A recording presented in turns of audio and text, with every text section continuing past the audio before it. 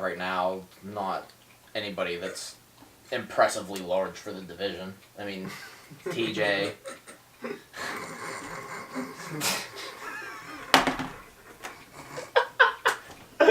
Did you see it? Huh? Baxter Park twice if you're in Milwaukee. Oh, yeah. It is in Milwaukee. December 15th. The last Fox card. Rip Fox. Anyway, talking about the UFC Milwaukee card.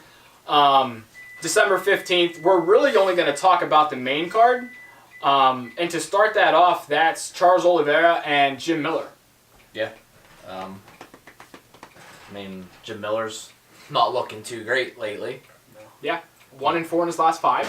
Yep. Again, and his one win is against Alex White. Alex, yeah. Who? Yeah. Exactly. Him. That guy. You know him? Nope.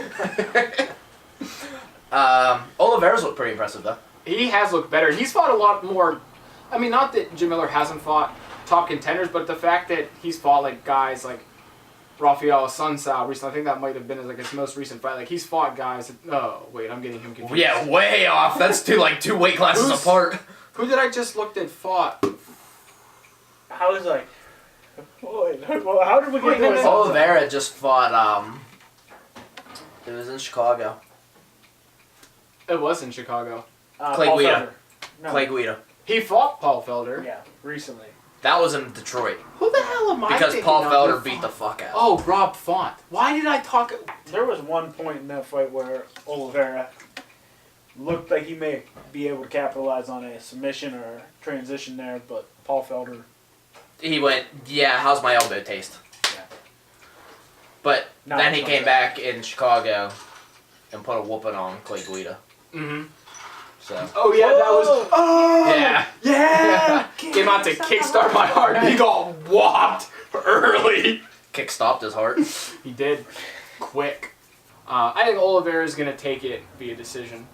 I got Oliveira also, but I have him in a second round. I'll say submission. I think he'll clip Jim Miller and sink in a choke or something. I'm going to go the same direction. Second round submission, Oliveira. I think his jiu-jitsu's slick. From what I've seen, he's deadly on the ground and make for a fast finish whenever you're good. I think first minute or two would be more of a feeling out process, but after that, I see it going pretty quick. I'm going to go first round TKO Oliveira. Damn. Okay. I see you. Now on to the guy that actually fought Rafael Sunsao. So Rob Font and Sergio Pettis, who's going back to 135, mostly because the UFC decided that male flyweight was a thing. He Male made flyweight. this decision before they got rid of flyweight. He was moving back up. I think, is this his second fight there? I think his last fight might have been at 35. Yeah, I think it was, now that you mention it. I think he made this Oh, decision really? before that. Yeah, it was long rumors before this rumor. Oh. Because there was, I read The weight something cut was hard about, for him. Really? And- He's not that big of a guy. That, And, I mean, but and he's like 5. what's the Duke Rufus Oh. said he liked the way Sergio performs at 35 better than 25 with that weight cut, similar to Robert Whittaker. Guys moving up in weight. Yeah. Sometimes it's better for you than cutting, and being a bigger guy. If you go up, you can stay some of that muscle. yeah, especially whenever you look at the top of 35 right now, not anybody that's impressively large for the division. I mean, TJ.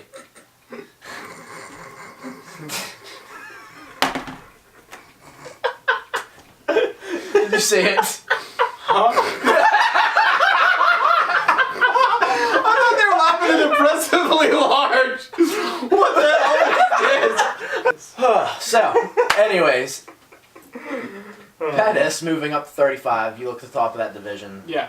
TJ's not a real big guy. I mean, he's getting ready to cut down to 25 to fight. Cody's not real big. Probably your biggest guy there is Rivera.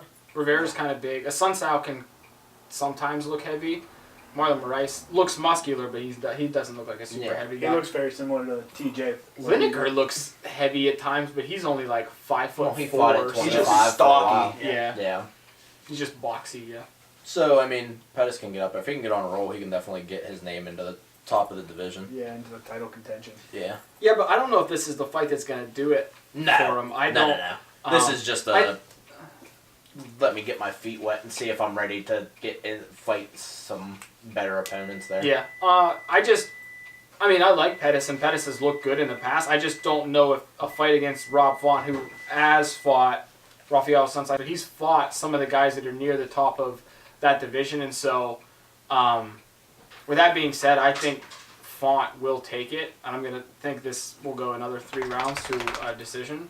But it'll be interesting to see how Pettis looks at 135, 35. but I don't see him being able to get it done in this one personally. It's hard to say. Pettis has struggled more recently with wrestlers. Yeah. And that's not really Font's game. He's going to strike with them. And against either one of them, I mean, the Pettises are known for their kickboxing style. So he could get himself in trouble there. But I don't think Font... I think it's XMA, actually, what they're known for. Extreme martial arts, where they trampoline and kick. I swear to God, Duke Rufus said that. That they used to do gymnastics in XMA, where it was like... Just imagine how entertaining that would be, just an octagon of trampolines. That'd be... I could get behind it. Yeah. But, But I think that... That I don't seems think far away. Rob Font's been knocked out. If he has, not that I remember. So I think it'll be a good striking match. I'll roll with Pettis, just because it's hard to pick against him in a stand-up fight. I'm going to pick Pettis in a decision victory. Both guys have a similar record, 15-4 for Font and 17-4 for Pettis. So, I mean, it's kind of a pick 'em. I think both of them pretty good stand-up guys, pretty solid everywhere around. But I think Pettis is a little bit crisper. Yeah. I got to agree He's with not you really a guys. finisher. I see Pettis taking it too. I think moving up that weight class is really going to help a guy who struggles making weight or cut it with the cut and everything like that, because you can train a lot harder. You have more energy when you're training towards the end of your camp there. You're not worried about cutting weight at the end. Or I as think much. I think he gets the decision win. Pettis with the decision. So then we got Barboza and Hooker as the co-main event on this card. Yep. I'll let you guys go because You're biased in this one? Yeah, a little bit. So I'll see what you guys have to say about this before I... Hold on. I'm a turtle! I like titles. That's how it's kind of my theme. I like tunnels. We'll let the Rook open up this one. I think Team Turtle's going to come out pretty turtle on this one. If he takes a page out of Khabib's book and saw what he did to Barboza on the ground and what Kevin Lee did to Barboza, I don't think he's even going to try to mess around on the feet. I think it's going to get down pretty quick, and I think he's going to ride him out to a decision. I agree with that because everybody knows how dangerous Edson Barboza is when he's on his feet, when he's kicking, when he's moving. You saw him land on Kevin Lee and put him on Queer Street and Dizzy Legs. Mm-hmm. You know, you saw it, he landed it on Khabib once or twice. That's not what I'm laughing about. Almost He said went Queer down. Street, and I immediately thought, still on the list. You just made the list. But yeah, I think he can land that against anybody. I think he's the only guy to have a fight stop be a leg kick, be a body kick, and be a head kick. One of his leg kicks, I'd be done. Yeah. Facts. So I don't know if Hooker's going to go after that strategy. If he does, I think it's pretty much game, set, and match. Unless Barboza's got something cooking up in the lab for this fight camp and figure out how to stand up. But I'm going to take Barboza purely because I think this fight's going to stay standing. It's not going to end up on the ground. And he has more tools, more weapons on the feet. It's a hard one to pick, though, after Barboza's last 2 performances. Yeah, I don't know who I'm going to take, so I'm going to just kind of talk and maybe convince myself along the way. If you hear Barboza's teammates talk, they say that he is next to impossible to take down. That's why Kevin Lee and Khabib look so impressive. And that also may have broken, and maybe that's changed since the Khabib fight where... Cindy, you are the MVP. Right in the middle of the video. It's all right. Worth it. Is anybody gonna complain? I'll just keep these over here. These are fresh. I'll sit them up here. But Front neck, mom. Barboza trains with Frankie and Eddie Alvarez, and they both said that he's real hard to I take need a down in glass the of gym. milk. Facts. They said he's real hard to take down in the gym. Hashtag save some titty milk for me. Wheeler Walker Jr.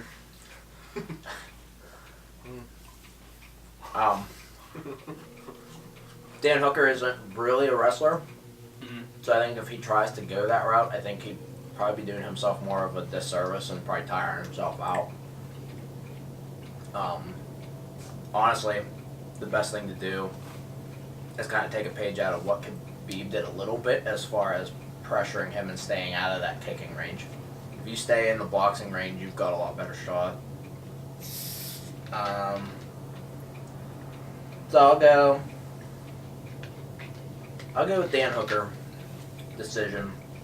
I think he'll stay in the pocket and just kind of Stay out of range. he'll keep it close. Kickboxing. Yeah, he'll keep it close so that he can't throw those crazy wheel kicks and shit. What do you say, Team Turtle? I'm gonna. Do it all the way. So, when I look at this fight, When I look at fighters to like, I look to see if they can get off. Can they stop a takedown? no. No. But, like I'm Austin, in. like Austin said, I don't think this one's going to go to the ground, though. I don't think so. And when I compare these two on the feet, and the thing is about the whole controlling the range was a huge thing that Khabib did in terms of not being able to let him throw those kicks by constantly having that distance. But Dan Hooker's a lot taller than Khabib is. And so I think he's I going like to be... your British accent right there. I had saliva in my Dan mouth. Hooker. I had Dan Hooker. I saliva thought in it my was a mouth little from bit the more cookie. Boston. But... Hooker. But he's a taller guy, so I think he's going to be used to kind of having like a longer, lengthier game. And so because I think he's going to be used to having a reach advantage on guys at that weight, and he's going to be a little bit of a taller guy, he's not going to be necessarily thinking that's the danger zone for him because he's used to and comfortable throwing at that distance because he's a longer guy. So because of that, I think Barboza might start the first round out a little bit slower, maybe throw some leg kicks in the beginning like he typically does, at least hopefully. But then come the second round, I think Barboza is going to land a couple of shots, and I think Hooker might try to close that distance then. I think that's when Edson is the most dangerous, is when they have to go after him, and they have, like they're desperately going after him, because then he can throw those flying knees, those crazy wheel kicks, and stuff like that. I think this could very much look like the Gilbert Melendez And Edson fight. Barboza fight.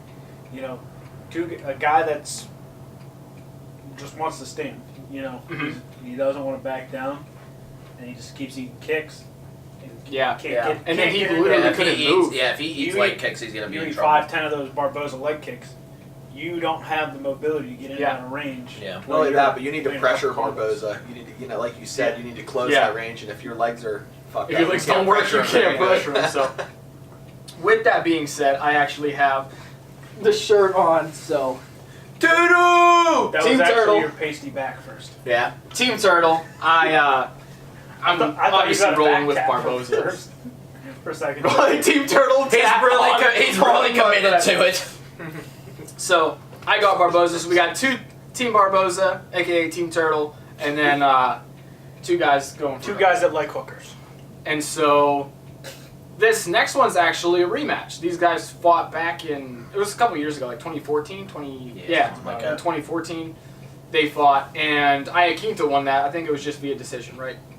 Just regular via decision. And so since then, a lot has changed in the sense that Iaquinta didn't really have a whole lot of notable fights, but he managed to get in that title fight with Khabib just due to the craziness With of some all those shenanigans. fights Yeah. falling out, and then Paul Felder couldn't. Pettis wanted too much money allegedly. Felder couldn't fight because he was ranked. He wasn't ranked. Yeah, he wasn't ranked, so the commission wouldn't let him And then fight or something like that. Iaquinta's like, hey. So he gets that fight with Khabib, which was probably the worst performance we've ever seen by Khabib, and maybe that's going to skew my decision later. But to the contrary, Kevin Lee has had a lot of progress since that fight. Yeah. He's had a lot of guys towards the top end of the division with Tony Ferguson, Edson Barboza, Michael Chiesa. Michael Chiesa. He's had a lot of fights, and he's increasingly looked better. And even with the staph infection that he had against Tony Ferguson, there were times in that fight. He had Tony in I trouble. think it was the end of the second round, I want to say. He had Tony in full mount. Yeah, and he was And you know, landing like- on him. Yeah. Kevin Lee's one of those Saved- guys in full mount. You're in trouble. Saved by the Bell was Yeah. a little bit, but Ferguson. I mean, Tony Ferguson, don't get me wrong, always dangerous off his back, and he's not going to give up. He's not that kind of guy, but you're in a full mount, and there you got a guy like that pounding on you. Yeah. Dangerous position. But I think it's going to be a big feeling out process just through the first round. I think Al has the advantage on the feet, and I think it's going to show in the seconds. He may take the second, maybe start taking the third, and that's when Lee's going to fall back on his wrestling, and I see him riding out from there, maybe even getting the ground and pound to finish it off. I got Lee probably 4th round TKO.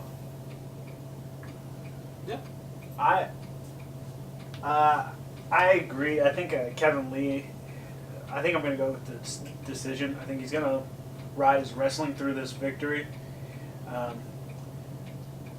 think he's just overall the better fighter right now. You know, you see two guys like Connor and Max, and you wonder what would play out right now if those two fought now.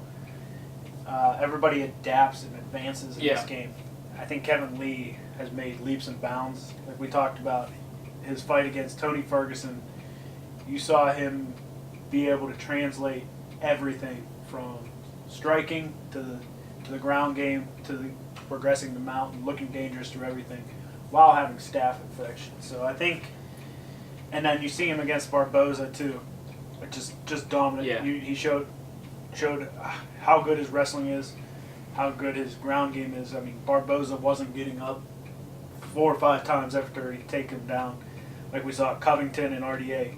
Covington takes RDA down, they stand up. Takes him down, stand up. Lee was holding him down for the majority of those rounds. I think Kevin Lee shows his power and then just controls him on the ground for the majority of the fight and rides out a decision, gets the ground and pound. I see round 1, 2, maybe playing out on the feet and Kevin Lee just taking it from there with the ground and pound, controlling, never letting himself really get into a dangerous situation. Like T Wood, he has that major fallback with the wrestling that he can just take over a fight. Yep. Yeah. You brought up Khabib. Mm-hmm. The Iaquinta looked pretty good as in the later stages of that fight, stopping the takedowns. Now, obviously, Lee has a lot different style. Yes. So we'll see if that plays a factor. Also, it kind of looked like at points Khabib was more just trying to see where he stood stand-up wise with him. Kind of experimenting. Right. That, I would definitely agree, but there were definitely times where he was desperately trying trying to get that and he shot, couldn't. and Iaquinta stuffed him. I think, too, what plays a factor into this is Kevin Lee, in my opinion, is by far more dangerous on the feet than Khabib. Right. So, not only is Al thinking, okay, Khabib, he's not that dangerous on his feet. He's not necessarily, he knows he can take Khabib there on the feet. He's not worried about as much that. He's worried about the takedown. So he's thinking more takedown. You watch him in that fight, he's hunched over 90% of the fight, just waiting for that shot to try to stuff it. Now, I think that might play a little different here in this fight, where he's worrying a little bit more, maybe not worrying, but thinking about that striking of Kevin Lee, because he is a little bit more diverse in the striking department. He's going to be throwing kicks, he's going to be throwing punches, where Khabib, he's just kind of boxing and takedown. Right. He's not as versed in that boxing round. I definitely think Al's majorly overmatched. I mean, I think Kevin Lee right now is in the upper echelon of the Top division, 5 guys. where Al's more or less a future contender, but I don't think it's close. I think the game's run past Al. His best chance to contend was when your Clay Guidas and your Joe Lozons were at the top of the division before WEC kind of merged in. I think the game's kind of passed him by, where he doesn't really blend styles. It's just kind of, he's a wrestler and a boxer. He's not a mixed martial artist. So I also think that Lee's going to win. I think he blends his striking with his grappling pretty well. I think that's just going to keep Iaquinta off balance. I don't think that he's going to keep up. Not to mention, I think Lee's probably is a good bit younger, and he's definitely more athletic. Oh, for sure. What, 4 years? I don't know the Maybe. difference between the Yeah, names. I'm not sure what the difference So is. Kevin Lee actually up here. Kevin Lee is 26. Yeah, yeah. Iaquinta's easily 30 plus. 31. Hell of a reeler. Is it? Did you buy a house off of him? 3. So I Let's just have Matt Serra in this corner. think that he's still a promising prospect at 155. He's got to shore up a couple holes, and if they potentially introduce the 165-pound division, that weight cut is the big thing that hurts Lee. So Yeah, he could be a monster. He could be a at killer at 65. 165. So I got Lee. I think he's got a better overall game. He's better. I think he's better everywhere. And like I said, I think the game's passed up Iaquinta. He took off. He more focused on being a realtor to me now Trying than to being a fighter. He wanted to hold out for that money, and then, like you said, the game kind of passed him by. Now you have these younger, more adaptive fighters. Yep. Well-rounded. Yep. See, I'm going to be the only one that goes against Lee. I'm not a fan of Lee. I haven't Oh, I'm not a fan of Lee, but I think he's the Not better And as fighter. so- jackass, but But he's good. There's a thing about Iaquinta that every time he fights, like, there's nothing really special about Iaquinta when he fights, in all honesty. It's not like he has a super great stand-up game. It's not like his wrestling is unmatched or unparalleled. But the thing that he always brings to the table is he's just a brawler. Like, he has a So lot of hard. heart, and he's super scrappy.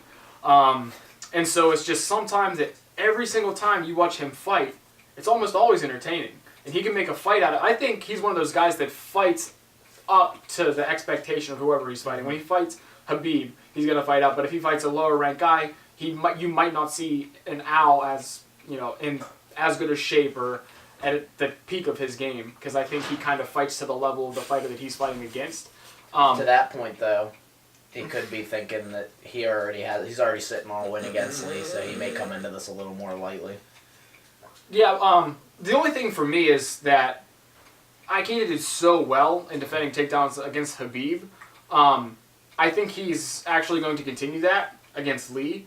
And so I just think the overall brawl style that Iaquinta has, I don't think he's going to run away with the fight. I actually think it's going to go to a decision. I think Iaquinta is going to take a split decision, because I think he's going to frustrate Lee by being able to stop his takedowns, and by doing that, he's going to be able to land a couple of shots on Lee while he's coming in. Right. I do think that Lee will take a couple of rounds, but I say Iaquinta takes 3 of the 5 rounds via decision, just due to his ability to brawl and scrap.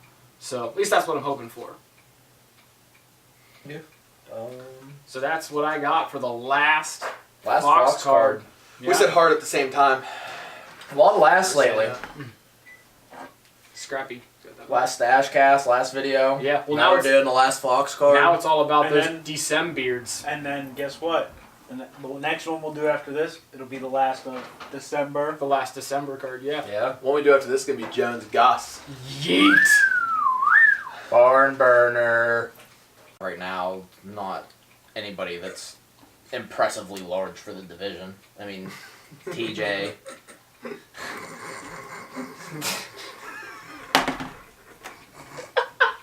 Did you see it? Huh? I thought they were laughing at impressively large. What the hell is this? I'm pointing Kyle just... What is that? They're showing that on Fox? I think Theodoru tweeted that out. I looked up and saw that. And I was like, Oh! What movie is that supposed to be? It's not. It's supposed to be one of those novels that women read. Oh. I don't know, like, I'm trying to see the backstory on what was happening in this What's novel. going for? Yeah, I'm kind of confused It on what doesn't fit in Anders really is doing. well. No, Like, is the farmer trying to get with the woman, or is that his wife? And I can't see the big guy with the muscles being farm help. Especially being naked. Maybe he's like the I Maybe think it's the we ox need of the the farm. camera to see this picture. Well, we'll just keep a pause. At the end, I'll bring it up and put it on there. April 7th. Actually, I want to get this on the TV so they can see what we laughed at.